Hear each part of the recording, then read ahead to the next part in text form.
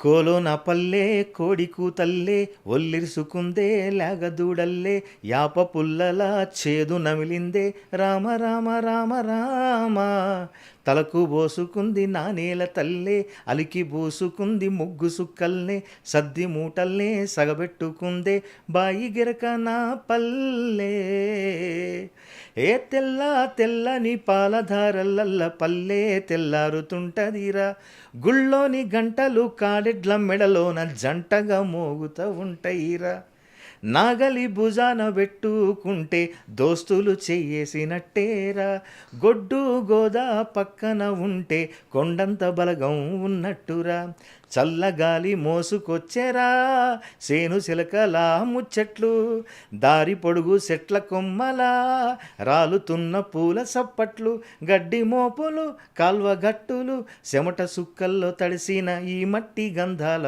ఊరు పల్లెటూరు దీని తీరే అమ్మ తీరు కొంగులోన దాసిపెట్టి కొడుకుకిచ్చే ప్రేమ వేరు ఊరు పల్లెటూరు దీని తీరే బిడ్డ తీరు కండ్ల ముందే ఎదుగుతున్న సంబరాల పంట పైరు. ధన్యవాదాలు సార్. Thank you. అందులో నిజంగా మా అమ్మ ఏదైనా శుభకార్యాలకు ఏదైనా ఫంక్షన్లకు వెళితే అప్పుడు లడ్డూలు బాదుషాలు పెడితే వాళ్ళు తినకుండా కొంగులను కట్టుకొచ్చేవాళ్ళు సార్. కట్టుకొచ్చి పిల్లలకి ఇచ్చేవాళ్ళు. వాళ్ళు తినరు. అయ్యో నా పిల్లలు తింటారు కదా, మనం తింటే ఏంది తినకపోయింది ఏంది వాళ్ళ కోసమే కదా అని అది గుర్తొచ్చింది నాకు. అది రాసే పల్లె కూడా అదే కదా, మన కోసం అన్నీ కొంగులో కట్టుకొని మరి కొడుకుకు బిడ్డలకు ఇచ్చినట్టుగా అన్ని వనరులు మనకు అందిస్తుంది కదా అని. సార్ ఎలాగో బలగం గురించే మాట్లాడుకుంటున్నాం కాబట్టి ఒక చిన్న ప్రశ్న, అంటే ఇది వేణు గారిని నేను తక్కువ చేసి చూడటం కాదు, కానీ అప్పటి పరిస్థితి గురించి అప్పటి వరకు బలగం రిలీజ్ కాకముందు వరకు వేణు అంటే ఒక జబర్దస్త్ వేణు, ఒక కమెడియన్ వేణు, ఇదే ఆయన గుర్తింపు. అవును. సో అలాంటి ఒక వ్యక్తి వచ్చి కానీ ఆయన మైండ్లో ఉన్న బలగం అనే కథ కానీ సినిమా కానీ వేరే స్థాయిలో ఉంది. మొత్తం తెలుగు వాళ్ళు ఎక్కడుంటే అక్కడ ప్రపంచవ్యాప్తంగా అందరినీ ఒక ఉద్వేగ క్షణాల్లోకి తీసుకెళ్ళేంత ఐడియా ఉంది ఆయన మైండ్. కానీ వేణు గారిని విజన్ని ఆ స్థాయిలో ఆ సమయంలో ఆ స్థాయిలో నమ్మడం అంత ఈజీ కాదు. అవును. వేణు గారు వచ్చి మీకు ఇన్పుట్స్ ఇస్తున్నప్పుడు ఈ పాట కానీ ఆ క్లైమాక్స్ ఇలా 8 minutes ఇలా చేస్తామని చెప్తున్నప్పుడు కానీ మీరు వేణు గారిని ఎలా చూశారు? ఆయనలో డైరెక్టర్నే చూసారా?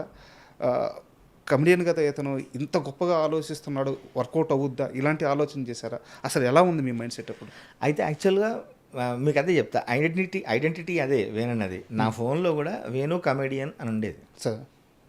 నేను సినిమా ఎప్పుడైతే నాతో డిస్కస్ చేస్తున్నాడో అన్నకు చెప్పే ఈ మాట, అన్న మీ నెంబర్ చూడండి వేణు కమెడియన్ ఉంది కదా, ఇప్పుడు చూడండి నేను వేణన్న అని మార్చాను. నేను మార్చి నాకు వేణన్న గురించి తెలుసు ముందు, ఆయన రకరకాలుగా డిస్కస్ చేసేవాడు, పాడడం బాగా ఇష్టం. అంతకుముందే వేణన్న నేను కలిసి ఒక ప్రైవేట్ పాట చేద్దామని అనుకున్నాం.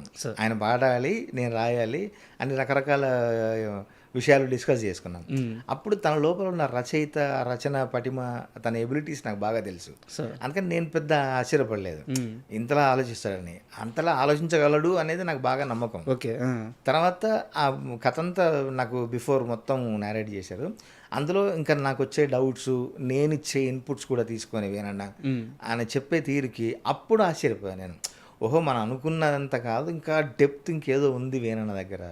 తను చూసే కోణం వేరు, ప్రతి విషయాన్ని తను చూసే కోణం వేరు అని చెప్పి ఇంకా అసలు గౌరవం పెరిగింది, బాగా ఇంకా క్లోజ్ అయ్యాము. ఆ అసోసియేషన్ ఇప్పుడు ఎల్లమ్మకి ఇంకా మాకు బాగా ఉపయోగపడుతుంది. సార్ ఎల్లమ్మ గురించి ప్రశ్న ఉంది, ఇంకొక ప్రశ్న బలగం గురించి అడిగి ఎల్లమ్మ విషయం. ఓకే. అదే అంటే నిజంగా కూడా నాకు ఎందుకు బాగా ఉందంటే, మన ఈ పాడ్కాస్ట్ మనం ఒక ఫ్రేమ్లో రాసుకొని ఎక్కడి నుంచి వచ్చారు, ఏం చదివారు, మీ ఫస్ట్ సినిమా ఏంటి, ఇట్లా కాకుండా ర్యాండమ్గా ఒక మాట ముచ్చట్లాగా పోతుంది. అది హ్యాపీగా ఉంది నాకు. Thank you. మన ముందు వెనక ముందు స్క్రీన్ ప్లే నాన్ లీనియర్ ఏదైనా పర్లేదు, ఒక జర్నీ పోతుంది, అది మాట ముచ్చట సాగుతుంది, అది హ్యాపీ. సంవత్సరం రోజుల నుంచి ఎదురు చూస్తున్న క్షణం సార్ ఇది. అందుకనే నేను ఏది కూడా ప్రిపేర్ అవ్వకూడదు, అది చాలా జెన్యూన్గా ఉండాలి మీతో సంభాషణ అని నేను అసలు ఏది చేయలేదు. బాగుంది. And Balagam climax shooting sir. అంటే ఎందుకు ఈ ప్రశ్న అడుగుతున్నా అంటే పర్టికులర్గా ఆ పాట గురించి ఇప్పటిదాకా నేను కనీసం 20 సార్లు నేను ఉంటాను ఒక్క పాటని, 8 నిమిషాల పాటని చూసుంటాను. 20 సార్లు ఏడ్చాను. మీకు లైవ్ ఎగ్జాంపుల్ మా కెమెరామ్యాన్స్ ఇంటర్వ్యూకి వస్తా కార్లో ఓపెన్ చేశా, 2 నిమిషాలు వినగానే ఏడ్చేసి అమ్మో ఇది ఏడిపించేస్తుంది ఇప్పుడు వద్దురా అని చెప్పి పక్కన పెట్టేశా. మా కెమెరామ్యాన్ అడగండి, నేను ఆడని క్షణం లేదు ఆ పాట విన్నప్పుడు. షూట్ చేస్తున్నప్పుడు ఏం జరిగింది, లేదా పాట తయారవుతున్నప్పుడు ఏం జరిగింది, మీ అంత బలమైన పాట రాస్తున్నారు కదా, అప్పుడు మీ మనస్తత్వం ఎలా ఉంది, మీ మనసులో ఆలోచనలు ఎలా ఉన్నాయి? బలగం సినిమా జరుగుతున్నన్ని రోజులు డిస్కషన్ దగ్గర నుండి, అంటే నేరేషన్ దగ్గర నుంచి, డిస్కషన్ దగ్గర నుండి, పాట పుట్టిన దగ్గర నుంచి, పాట ట్యూన్ కడుతున్న దగ్గర నుండి, అవన్నీ అవుతున్న కొద్దీ రికార్డ్ చేస్తున్న దగ్గర నుండి మేము ఏడవని క్షణం లేదు. అవునా? ఏడవని క్షణం లేదు. ఏదో ఒక సందర్భం తలుచుకొని భీమ్స్ ఏడ్చేవాడు, వేణన్ ఏడ్చేవాడు, నేను ఏడ్చేవాడిని.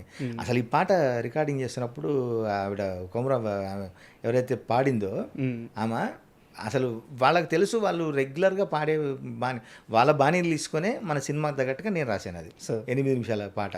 బాణీలన్నీ వాళ్ళ దగ్గర నుంచి తీసుకున్నవే. అంటే వాళ్ళు రెగ్యులర్గా వాళ్ళ పనే అది, వాళ్ళ వృత్తి అది.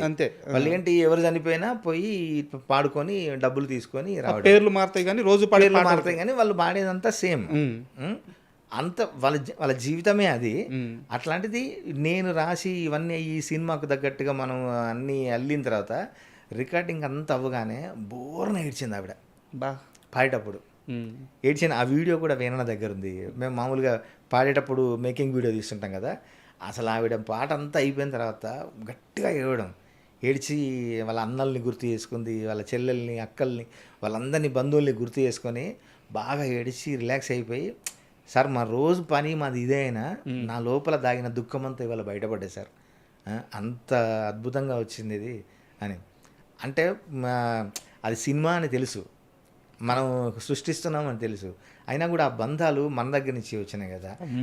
అసలు ఆ పేగు బంధం, ఆ తోడబుట్టిన రక్త సంబంధం, అది మనం మర్చిపోలేం. అది వచ్చేసరికి నిజంగా ఏడవని రోజు లేదు మేము. అంత బాగా మా జీవితాల్లో చాలా ఒక ప్రత్యేకమైన పేజీ ఉంటుంది, దానికి ప్రత్యేకమైన గుర్తింపు ఉంటుంది దానికి. ఆ పాటలో ఇంటికి పెద్ద కొడుకు అని చెప్పి ఆ పెద్ద కొడుకు వర్షన్ వస్తుంది, చిన్న కొడుకు వర్షన్ వస్తుంది, అన్నతో మంచిగా మెలుగు అని చెప్పేసి. ఎప్పుడైతే ఆ చెల్లెలు వర్షన్ స్టార్ట్ అవుద్దో, చెల్లిని కడుపులో పెట్టుకొని కాచుకోనరా చెల్లి జాగ్రత్త అని చెప్తున్నప్పుడు అసలు నిజంగా అసలు చాలా అందులో ఒక మాట రాసాము. అందుకనే ఎండి బంగారాలు ఎన్ని ఉన్నా పుట్టినింటి ఎల్లిపాయ కారమే ఆడవాళ్ళకు ఇష్టం బిడ్డ అని.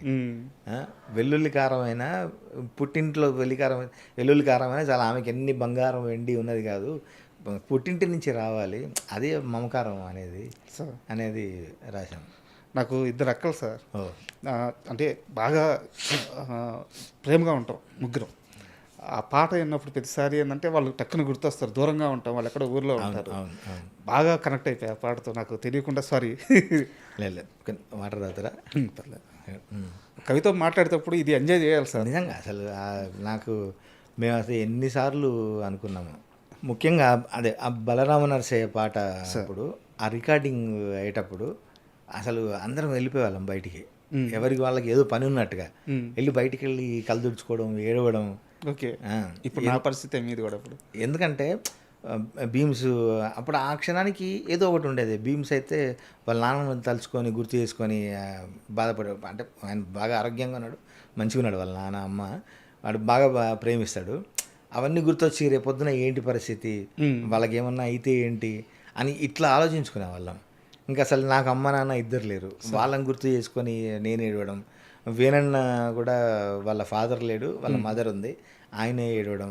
అసలు ఎడిటింగ్ షూట్లో సినిమా చెక్ చేసుకుంటూ ఒక్కసారి ఇలాంటి అయిపోయేవాళ్ళం అందరం. అయిపోయి అందరం కళ్ళు తెచ్చుకోవడము, గట్టిగా పట్టుకొని ఏడ్చేవాళ్ళం. వేణన్న, నేను, భీమ్స్ గట్టిగా ఆలోచించుకొని ఏడ్చేవాళ్ళం మేము. ఎందుకంటే ఆ సంగీతం, ఆ సాహిత్యం, ఆలోచన వచ్చిన వ్యక్తి, ఆ ముగ్గురే దాన్ని, ఆ పెయిన్ని, ఆ ఆనందాన్ని, ఆ బాధని తీవ్ర స్థాయిలో అనుభవించగలరు. అవును, నేను యాక్చువల్గా బలరామ నరసయ్యకు జాతీయ అవార్డు ఎక్స్పెక్ట్ చేశాను నేను. ఓకే, నేను గట్టిగా అనేవాడిని, భీమ్స్తో చెప్పేవాడిని, వేణుడికి చెప్పేవాడిని, అన్న వస్తుంది ఖచ్చితంగా, ఈ పాటకు జాతీయ అవార్డు మనం కొడతాం, మనం చూడు రాసి పెట్టుకోను అని చెప్పేవాడిని నేను. బలగంకే వచ్చింది, బట్ ఊరు పల్లెటూరుకి వచ్చింది. వేణుగారి రియాక్షన్ ఏంటి సార్ ఇట్లా జాతీయ అవార్డు రాగానే?